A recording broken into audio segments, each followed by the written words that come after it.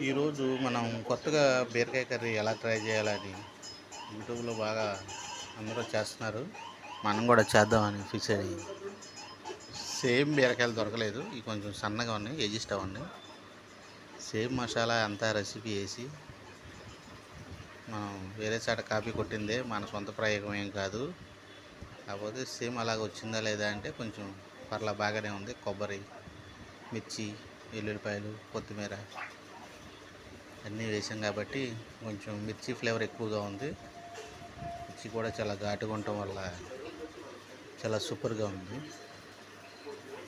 చూసారు కదా, మనం బీరకాయ ముక్కలు పెద్ద పెద్దగా వేసుకుని ఈ రెసిపీ రైస్లోకైనా చపాతీలోకైనా చాలా బాగుంటుంది.